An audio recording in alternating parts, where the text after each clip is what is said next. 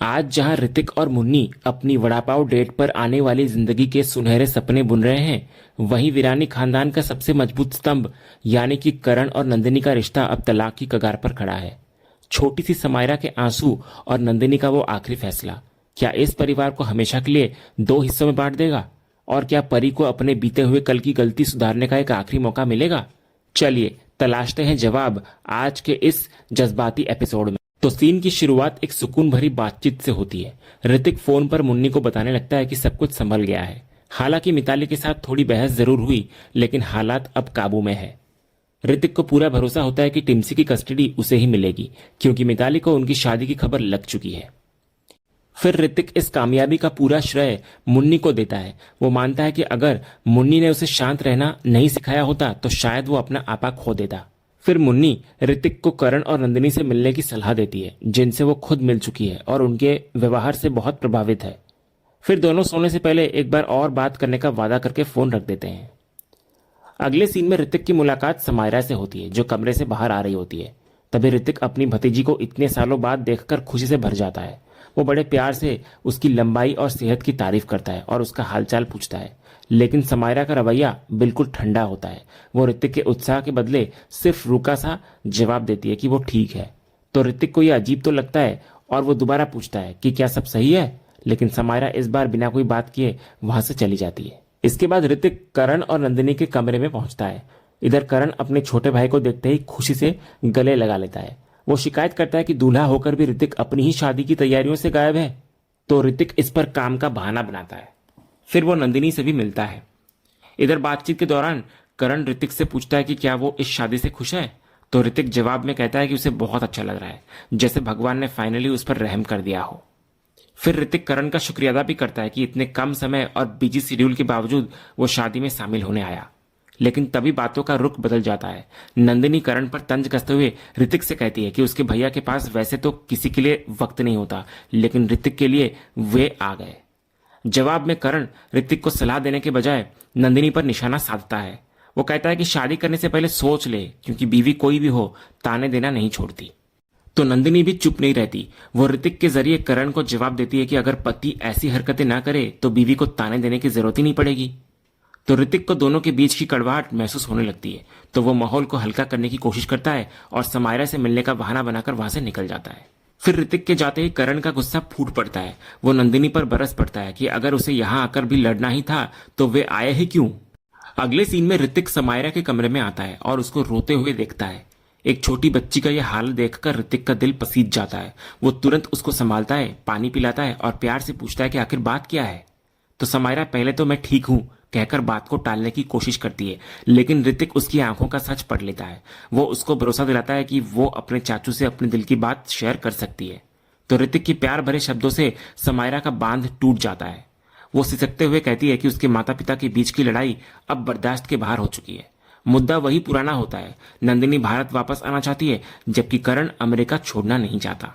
समायरा बताती है कि यह रोज का कलेश बन गया है। तो ऋतिक हैरान होता है, क्योंकि उसे लगा था कि पिछली बार जब ये मुद्दा उठा था तब तक शायद सब सुलझ गया होगा। लेकिन समायरा एक कड़वा सच बताती है। वो कहती है कि कुछ भी सुलझा नहीं है, बल्कि हालात और बिगड़ गए हैं। वो अपनी मानसिक स्थिति का जिक्र करती है कि उसे स्ट्रेस की वजह से काउंसलिंग लेनी पड़ रही है। उसे डर भी होता है कि एक दिन उसके माता पिता अलग हो जाएंगे और वे बच्चे बट कर रह जाएंगे, आधे माँ के पास आधे पिता के पास। तो ऋतिक समायरा को तुरंत गले लगा लेता है। वो एक बड़े की तरह उसको समझाता है कि वो बहुत ज्यादा सोच रही है। वो झूठ बोलकर उसको तसल्ली देता है कि करण और नंदिनी बहुत समझदार है और वे कभी अलग नहीं होंगे, जबकि सच्चाई कुछ और ही है। वहीं दूसरी तरफ नंदिनी अब और नाटक करने के मूड में नहीं होती। वो करण को साफ कर देती है कि वो इस घुटन भरे रिश्ते से आजादी चाहती है। वो कहती है कि रौनक, समायरा या पार्थ को अभी कुछ नहीं पता, लेकिन वो अब और झूठ नहीं बोल सकती। इधर नंदिनी फिर अपना अंतिम फैसला सुनाती है कि जब तक वे भारत में हैं और ऋतिक की शादी नहीं हो जाती, वे एक खुशहाल जोड़े का नाटक करेंगे, लेकिन शादी होते ही वे सबके सामने सच बता देंगे और अलग हो जाएंगे। फिर नंदिनी करण को यह भी यकीन दिलाती है कि वो करण के उस सच को सबके सामने नहीं लाएगी और उसकी इज्जत को बचाकर रखेगी। तो करण नंदिनी को समझाने की कोशिश करता है, लेकिन नंदिनी का इरादा पक्का हो चुका होता है। वो कड़वाहट के साथ कहती है कि इस परिवार में इतने तलाक हो चुके हैं तो एक और सही। दूसरे सीन की शुरुआत में ऋतिक अपने कमरे में लेटा हुआ होता है। वो हाथ में फोन लिए मुन्नी और अपनी कुछ पुरानी तस्वीरें देख रहा होता है।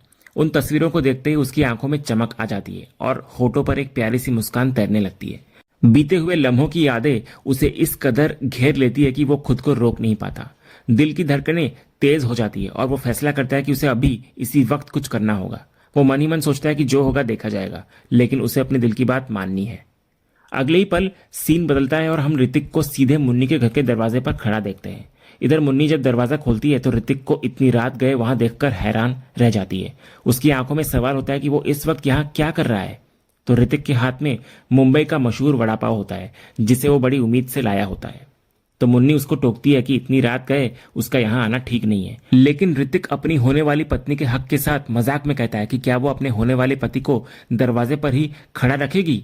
तो मुन्नी हार मानकर मुस्कुराती है और उसे अंदर आने देती है। अंदर आकर ऋतिक बताने लगता है कि वो घर पर पुरानी तस्वीरें देख रहा था और अचानक उसे मुन्नी की बहुत याद आने लगी। उसे लगा कि खाली हाथ जाना ठीक नहीं होगा, इसलिए वो गर्मा गर्म बड़ा पाव लेकर आया। वो दबे स्वर में यह भी कहता है कि वो घर से छिपकर आया है और मुन्नी को हिदायत देता है कि वो ये बात माँ को बिल्कुल न बताए, वरना उसकी खैर नहीं। ऋतिक मानता है कि ऐसे छिप छिप कर मिलने और रोमांस करने का अपना अलग ही मजा है। इसके बाद मुन्नी की प्यारी सी मुस्कान ऋतिक का दिल जीत लेती है। वो उसकी तारीफ करते हुए कहता है कि उसकी मुस्कान इतनी सुंदर है कि उसका मन करता है बस उसको देखता ही रहे। वो फिर कबूल करता है कि ना उसका दिल उसके काबू में है और ना ही उसकी नजरें। जब मुन्नी उसकी बातों पर मजाक करती है कि उसे शायरी भी आ गई है, तो ऋतिक कहता है कि यह सब मुन्नी को देखकर ही हुआ है। फिर माहौल में रोमांस घुल जाता है। ऋतिक धीरे से मुन्नी के चेहरे पर आए बालों को हटाता है और उसे बहुत करीब से देखने लगता है। इधर मुन्नी को थोड़ी घबराहट होती है और वो पूछती है कि वो क्या कर रहा है। तो ऋतिक मासूमियत में कहता है कि वो बस उसे करीब से महसूस करना चाहता है। तो मुन्नी उसे जाने के लिए कहती है, लेकिन ऋतिक मना कर देता है। तब मुन्नी उसे डराने के लिए माँ को फोन करने की धमकी देती है। तो ऋतिक तुरंत डर कर पीछे हट जाता है और कहता है कि रोमांस के बीच में माँ की धमकी देना ठीक नहीं है। ऋतिक फिर समझौते के तौर पर कहता है कि वो चला जाएगा, लेकिन कम से कम वे अपनी वड़ा पाव डेट तो पूरी कर ही सकते हैं ना। ये एक छोटी सी मिनी डेट है जिसे वे मिस नहीं कर सकते। तो दोनों साथ मिलकर वड़ा पाव खाने लगते हैं। इधर मुन्नी पूछती है कि उसे अचानक वड़ा पाव की याद कैसे आ गई। तो ऋतिक पुराने दिनों को याद करते हुए कहता है कि जब वो उसे नाइट स्कूल छोड़ने जाता था तब वे अक्सर साथ में वड़ा पाव खाया करते थे। उसे याद है कि मुन्नी को वड़ा पाव कितना पसंद था, तो वो बस उन्हीं पलों को फिर से जीना चाहता है। इसके बाद ऋतिक अपनी बेताबी जाहिर करते हुए एक और वजह बताने लगता है और कहता है कि वो मुन्नी को बहुत मिस कर रहा था। थोड़ा नहीं बल्कि बहुत ज्यादा। वो चाहता है कि काश कोई जादू हो जाए और उनकी शादी तुरंत हो जाए, ताकि मुन्नी हमेशा के लिए उसके साथ रहे, पत्नी बनकर। तो मुन्नी उसकी बातों पर मजाक में कहती है कि माँ से पूछना पड़ेगा। तो ऋतिक उसकी शरारत समझ जाता है और कहता है कि ठीक है, वो इंतजार कर लेगा। वो मानता है कि इंतजार और तलब से प्यार और गहरा होता है। फिर आखिरकार ऋतिक वहां से निकल जाता है। उसके जाने के बाद मुन्नी कमरे में अकेली रह जाती है। उसकी नजर उस आधे खाए हुए वड़ा पाव पर पड़ती है जो ऋतिक ने छोड़ा था। वो उसे उठाती है और खा लेती है। उसके चेहरे पर शर्म और प्यार की लालिमा छा जाती है। अगला सीन मेहंदी का सीन होता है, जहां मेहंदी की रस्म चल रही होती है। शोर शराबे से थोड़ा दूर शोभा एक कोने में अपने पति अभिषेक से फोन पर बात कर रही होती है। वो अभिषेक को बता रही होती है कि उसने उनकी तरफ से ऋतिक और मुन्नी को बधाई दे दी है। साथ ही उसने मम्मा को भी समझा दिया है कि अभिषेक शादी में नहीं आ पाएंगे, क्योंकि बच्चों की देखभाल करने के लिए एक जन को वहां रहना जरूरी है। शोभा का लहजा बहुत नरम होता है। वो अभिषेक को शुक्रिया अदा करती है कि वो हमेशा की तरह सब कुछ संभाल रहे हैं। फिर फोन रखते रखते वो बहुत प्यार से उन्हें अपना ख्याल रखने को कहती है और अपने जज्बात जाहिर करती है। तभी परी वहां आ जाती है और शोभा की बातें सुन लेती है। शोभा जल्दी से बात खत्म करके फोन रख देती है। इधर परी मुस्कुराते हुए शोभा को छेड़ती है कि दूर होकर भी उनका रोमांस कम नहीं हुआ है। तो शोभा शर्माती नहीं है, बल्कि हक से मानती है कि उसे अपने पति की याद आ रही है। परी उनकी बातों में छिपी गहरे प्यार और एक दूसरे के प्रति समझ को महसूस करती है और दुआ करती है कि उनकी इस जोड़ी को कभी किसी की नजर न लगे। फिर बातचीत के दौरान शोभा का ध्यान परी के हाथों पर जाता है, जहां मेहंदी अधूरी लगी हुई होती है। वो वजह पूछती है, लेकिन परी टालने की कोशिश करती है। तो शोभा उसे प्यार से बिठाती है और खुद उसके हाथों में मेहंदी लगाने लगती है। मेहंदी लगवाते हुए परी के मन में सवालों का तूफान उमड़ता है। वो शोभा से एक गहरा सवाल पूछती है कि कैसा महसूस होता है जब आपको पता हो कि आपके साथ वाला इंसान दुनिया में सबसे बेस्ट है। एक ऐसा साथी जिसके सिर्फ साथ होने से दुनिया की बड़ी से बड़ी मुश्किल भी छोटी लगने लगती है। तो शोभा मुस्कुराते हुए जवाब देती है कि यह एहसास बहुत सुकून देने वाला होता है। वो समझाती है कि जब जिंदगी में सही इंसान मिल जाता है तो सफर आसान हो जाता है। ये तसल्ली कि चाहे कुछ भी हो जाए, कोई आपके साथ हर कदम पर खड़ा है, जिंदगी को मायने देती है। धीरे धीरे आप खुद से पहले उस इंसान की खुशी के बारे में सोचने लगते हैं और पता भी नहीं चलता कि कब वो इंसान आपकी रूह का हिस्सा बन जाता है। तो शोभा की बातें सुनकर परी की आंखों से आंसू छलक पड़ते हैं। उसे अपनी पिछली गलतियों का एहसास होता है। वो मानती है कि उसने कभी सच्चे इंसान और अच्छे रिश्ते की कदर नहीं की। वो रोते हुए कबूल करती है कि रणविजय के प्यार में वो इतनी अंधी और स्वार्थी हो गई थी कि उसने अपने सामने खड़े अच्छे इंसान को भी नहीं पहचाना। उसका पछतावा आंसुओं के जरिए बाहर आता है। वो शोभा से माफी मांगती है कि उसने अपने ही घर वालों और शोभा के साथ कितना गलत बर्ताव किया था। उसको अब एहसास हो रहा होता है कि कई बार उसे पता होता था कि वो गलत कर रही है, अपनी दीदी और परिवार को दुख पहुंचा रही है, फिर भी वो खुद को सही साबित करने की जिद पर अड़ी रहती थी। आज उसे अपनी उस नासमझी पर बहुत अफसोस हो रहा होता है। तो इस पर शोभा कहती है कि एक बड़ी बहन होने के नाते उसने कभी भी परी की कड़ी बातों या गलतियों का बुरा नहीं माना, क्योंकि उसे हमेशा यकीन था कि एक दिन परी को अपनी भूल का एहसास जरूर होगा, और आज वो दिन आ गया है। शोभा साफ करती है कि उसे परी के बुरे बर्ताव से नहीं, बल्कि इस बात से तकलीफ थी कि उसका घर नहीं बस पाया। तभी परी अपनी दी का बड़प्पन देखकर और भी भावुक हो जाती है और रोते हुए माफी मांगती है। तो शोभा उसको शांत कराती है और समझाती है कि जिंदगी में गलत फैसले लेने का मतलब ये नहीं कि खुशियों के दरवाजे बंद हो गए। वो अपने मम्मा की सीख याद दिलाती है कि दुखी होने की हजार वजह हो सकती है, लेकिन जीने के लिए खुशी की सिर्फ एक वजह ही काफी है। उसे बस उस एक वजह और उस सही इंसान का इंतजार करना है। तो इस पर परी की आंखों में एक अजीब सा दर्द उभर आता है। वो इशारा करती है कि वो सही इंसान उसकी जिंदगी में आया था, लेकिन तब वो उसे पहचान नहीं पाई। परी का इशारा साफ तौर पर अजय की तरफ होता है। ये कहकर वो वहां से चली जाती है, लेकिन शोभा को सोच में डाल देती है कि क्या परी अजय की ही बात कर रही थी। अगले सीन में घर में मेहंदी की रस्म जोरों शोरों से चल रही होती है। सब नाच गा रहे होते हैं। पार्थ वैष्णवी को देखकर उसे हाय बोलता है, लेकिन वैष्णवी उसे पूरी तरह इग्नोर करके आगे बढ़ जाती है। तो पार्थ उसका रास्ता रोकता है और हक से कहता है कि उसने हाय बोला तो उसे जवाब चाहिए। तो वैष्णवी चिढ़कर उसे रूखा सा जवाब देती है, और जब पार्थ मेहंदी न लगाने का कारण पूछता है तो वैष्णवी कहती है कि वो अपनी मर्जी से मेहंदी लगाएगी, उसका जब मन करेगा तब लगाएगी। इतना बोलकर वो वहां से चली जाती है। दूर खड़ा करण अपने बेटे की यह हालत देख रहा होता है। वो पार्थ के पास आता है और बिल्कुल उसी के अंदाज में उसे हाय बोलता है। जब पार्थ इस पर चुप रहता है तो करण भी उसे उसी की लाइन दोहराते हुए कहता है कि वो भी जवाब की उम्मीद कर रहा है। करण सीधे पूछता है पार्थ से कि क्या उसे वो लड़की पसंद है। तो पार्थ अपने पिता के सवाल से घबरा जाता है और बात को टालकर वहां से खिसक जाता है। इसके बाद करण अपनी मां तुलसी के पास आता है। उसकी नजरें लगातार पार्थ पर टिकी होती हैं। वो तुलसी से अपनी शंका जाहिर करता है कि पार्थ और वैष्णवी के बीच जरूर कुछ चल रहा है। तो तुलसी इस बात पर हैरानी जताने लगती है और इसे महज साथ काम करने वाली दोस्ती का नाम देती है। लेकिन करण एक पिता होने के नाते अपने बेटे को बेहतर समझता है। वो तुलसी को यकीन दिलाता है कि उसने आज तक पार्थ को किसी लड़की के पीछे इस तरह वक्त बिताते नहीं देखा। उसका मानना होता है कि यह दोस्ती से बढ़कर कुछ और है। तो तुलसी बात को टाल देती है कि अगर ऐसा कुछ होगा तो वक्त आने पर पता चल ही जाएगा। इसके बाद तुलसी का ध्यान नंदिनी पर जाता है। वो उसे पास बुलाती है और पूछती है कि उसने हाथों में शगुन की मेहंदी क्यों नहीं लगवाई। करण भी वही सवाल दोहराता है नंदिनी से। तो नंदिनी बहाना बनाती है कि उसे मेहंदी से एलर्जी है।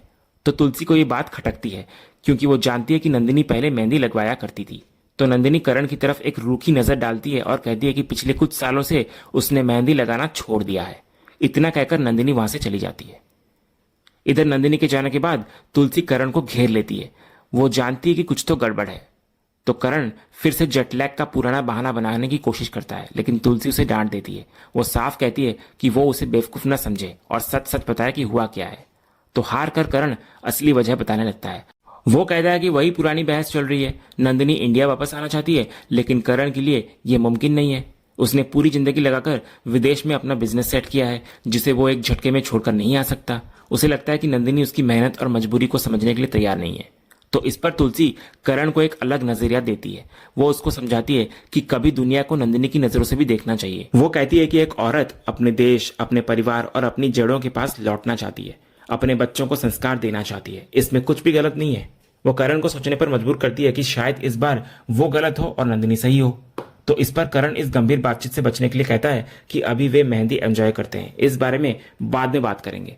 इतना बोलकर वो वहां से खिसक जाता है। लेकिन तुलसी को एहसास हो जाता है कि पानी सिर से ऊपर जा रहा है। वो मन ही मन फैसला करती है कि इससे पहले करण और नंदिनी के बीच की दूरियां हमेशा के लिए बढ़ जाए, उसे खुद दखल देना होगा और दोनों से बात करनी होगी। और इसी चिंता और एक मां के संकल्प के साथ यह एपिसोड यहीं खत्म होता है। दोस्तों, आज का ये एपिसोड और इसका अपडेट आपको कैसा लगा, अपनी राय हमें कमेंट बॉक्स में जरूर बताएं। अगर आपको आज का ये वीडियो पसंद आया हो तो वीडियो को लाइक करें, शेयर करें और हमारे चैनल को सब्सक्राइब करके बेल आइकन जरूर दबाएं, ताकि क्योंकि सांस भी कभी बहुती के अगले जबरदस्त एपिसोड का अपडेट आपको सबसे पहले मिले। धन्यवाद।